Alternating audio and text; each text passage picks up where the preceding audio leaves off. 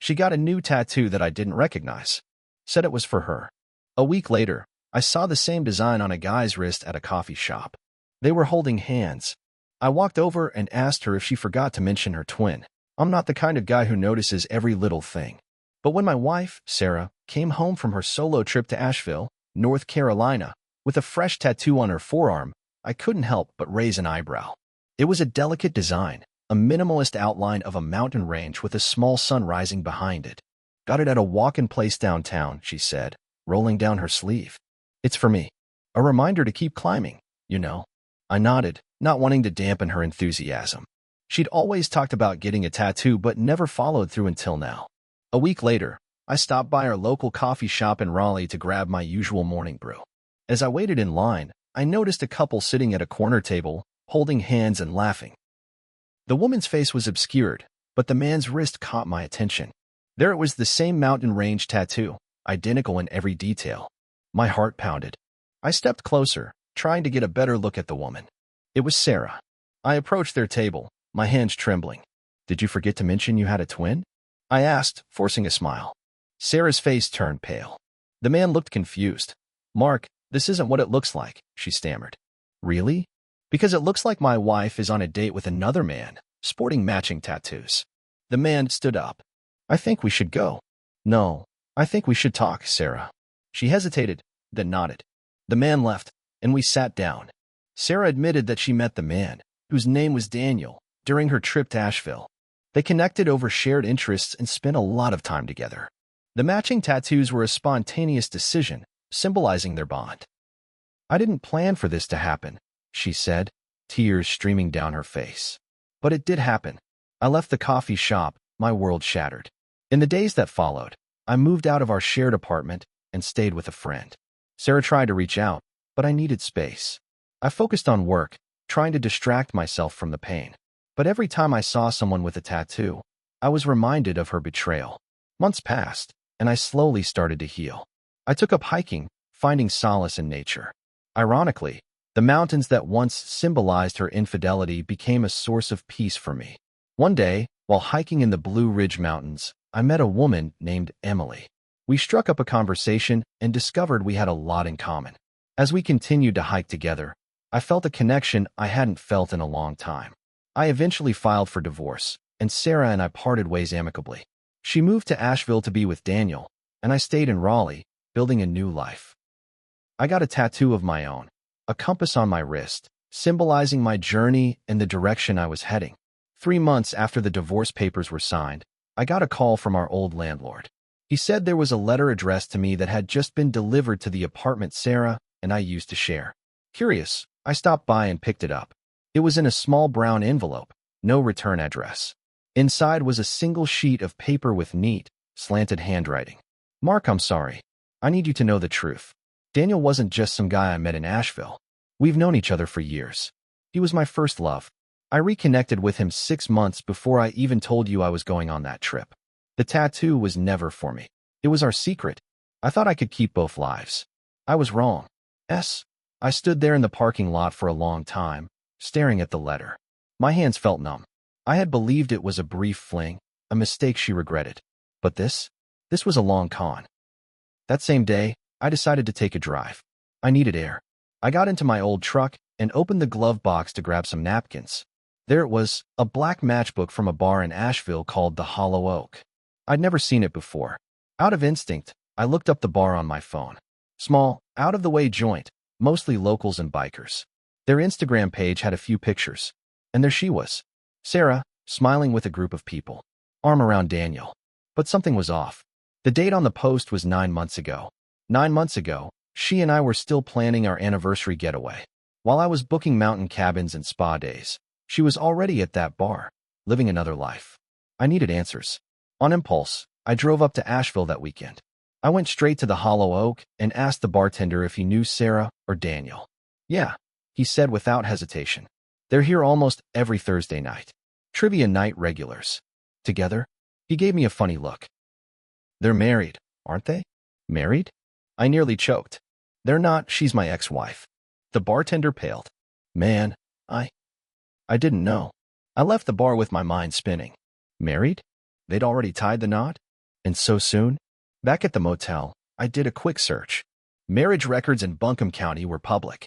There it was. Sarah W. and Daniel M. married. 2 weeks after our divorce was finalized. My heart raced. But then I noticed something else. Her name was listed as Sarah Walker McMcClellan.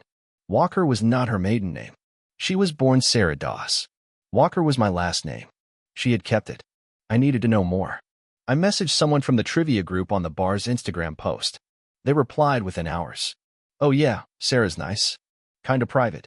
But she and Daniel are weird sometimes. Like once she panicked because someone almost saw a folder on her phone. Said it was court stuff. But she got really jumpy.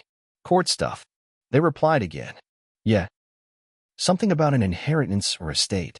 Sounded serious. Now it was getting strange. We didn't have any estates. There was no family money to fight over. Unless she'd inherited something after the divorce. Or maybe she was still using my name to pretend we were still married. I went to the Buncombe County Courthouse the next morning. I asked if there were any filings involving her name. There was one. A civil petition filed under Sarah Walker. It was a claim on an old property just outside of Asheville. Apparently, someone had passed away, an aunt I'd never heard of, and the estate had been left to Mark and Sarah Walker. But I never signed any papers. She had forged my signature. The house, the land, the assets, she'd claimed it all by pretending we were still married. I went back to the Hollow Oak. Waited until I saw them walking together. This time, I didn't bother with a dramatic question. I walked right up to their table, pulled the courthouse record from my jacket, and dropped it on the table. Daniel's face went pale. Sarah froze. You really couldn't let me go, huh? I said quietly. I needed the house, she whispered. It was meant to be ours. But we're not in us anymore, I said. You've committed fraud, Sarah. Daniel finally spoke. I didn't know. I swear to God, I didn't know she did that. Doesn't matter, I said. You're both in this now. I hired a lawyer. Filed charges. Submitted proof of the forgery, the marriage license, the letter, the photos, everything. The inheritance was frozen. An investigation was opened. Sarah tried to reach out again. She left voicemails, emails, even mailed me a long apology letter. But I was done. This wasn't just a broken heart anymore. This was theft, deceit, and now, a courtroom drama. 2 weeks before the court hearing, my lawyer called me with a strange update. You're not going to believe this, she said. Turns out there's a second version of the will. What? Yeah. The aunt, Margaret Dawes, her last amendment was handwritten, witnessed, and notarized. It leaves everything to you alone. Not to Sarah. Not to both of you. My jaw dropped. Why the hell didn't anyone mention that earlier? It was filed under a separate case, by accident. Apparently, Margaret never trusted Sarah. Said so in the document. She didn't want her manipulative niece getting anything. So Sarah knew? My lawyer paused. She definitely did. The original will was public record. She chose not to include the amendment. Sarah had committed fraud and tried to cover up the final wishes of her own family. This wasn't just betrayal anymore. A few nights later, while sitting on my porch back in Raleigh, I heard a knock at the door. It was Jake, an old friend I hadn't seen in years. He used to bartend at a local pub we all went to. And, apparently, he dated Sarah briefly before I met her. Hey man, he said, shifting awkwardly. This is weird, but I need to tell you something. Sarah reached out to me a few months ago. What? She was asking about you. If you still talk to your uncle in Charlotte. If you had any money tucked away. Stuff like that. Why would she care about my uncle? That's the thing. She was asking about his military pension. Like, weirdly interested. I thought it was random. But then I saw your name in the papers about that estate fraud. My stomach turned. She wasn't just after Margaret's land. Sarah had been digging into everything tied to my name. I drove back to the old apartment building the next day, hoping to find anything that could help the case. The landlord let me check the dumpster one last time. He hadn't emptied it out yet. That's when I saw it. A trash bag full of shredded paper. My heart thumped. I took it back to my place and spent the next 3 hours piecing together what I could. It was tedious, like a jigsaw puzzle from hell. One piece stood out, a typed letter addressed to a real estate agent in Asheville from Sarah W. Walker stating she was widowed. Widowed? Another piece showed a fake death certificate with my name on it. She had tried to fake my death. Not only had she forged my signature, she had created an entirely fake document stating I'd died 6 months ago. That explained the marriage certificate timing. She'd probably needed to get remarried without raising flags. That explained why Daniel looked so shocked when I confronted them. Maybe she really had told him I was dead. How far would she go to get what she wanted? My lawyer subpoenaed Daniel for questioning. What he told the court was explosive.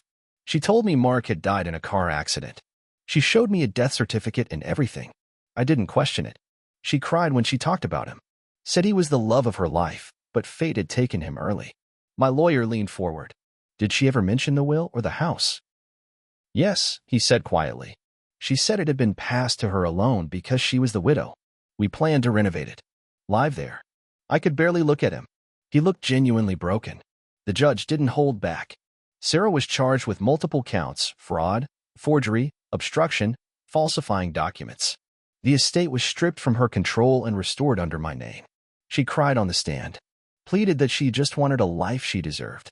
But the court wasn't interested in her excuses. I didn't feel satisfaction. I just felt empty. People started treating me differently. Friends I hadn't heard from in years messaged to say, "Man, I heard about Sarah. I can't believe it." Neighbors who used to wave every morning now looked at me like a ghost. Half of them had assumed I was dead too. Thanks to the fake death certificate, the rumor mill had turned me into some local legend. I went dark for a while. Shut off social media. Took long drives into the countryside with no destination.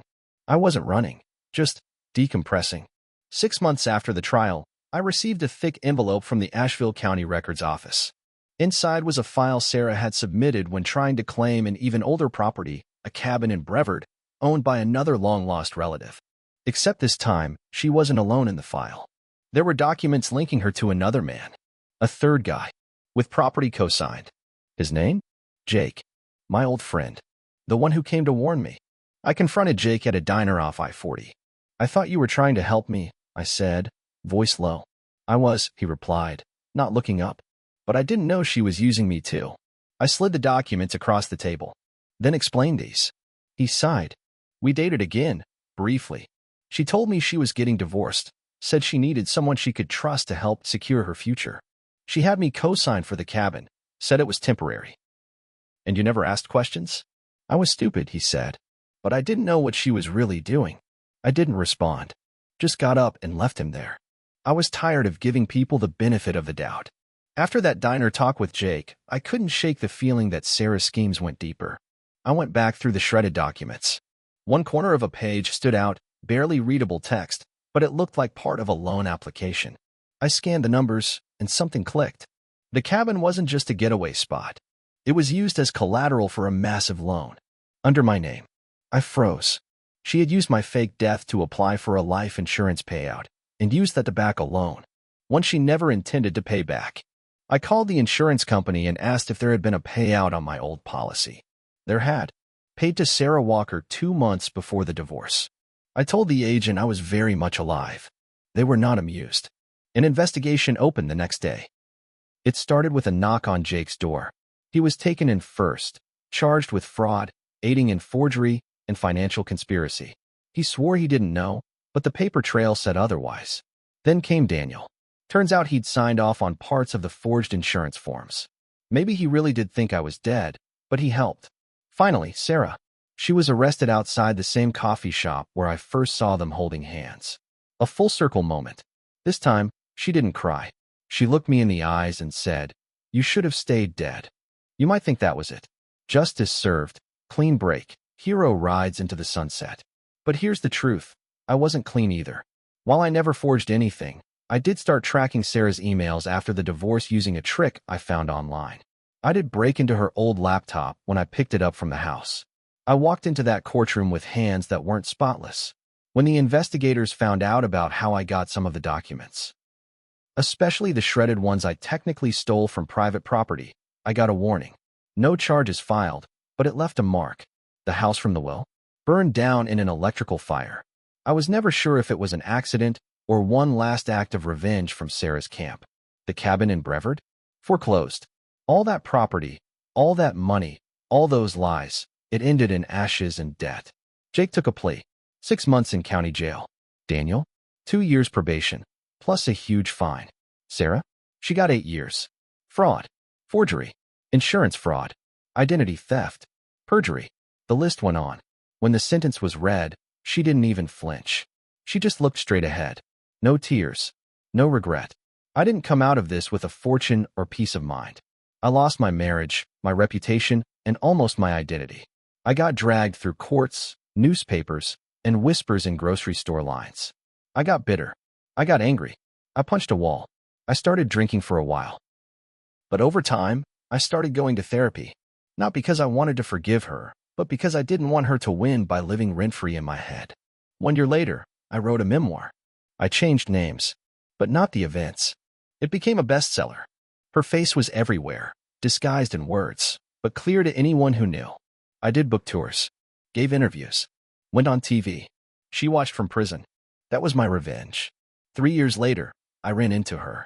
She was in orange, in shackles, being walked into a courthouse for a parole hearing. She saw me standing outside, holding the book I wrote. I didn't smile, didn't wave. I just nodded. She glared at me and said, "Still writing lies?" I replied, "Only the ones you gave me."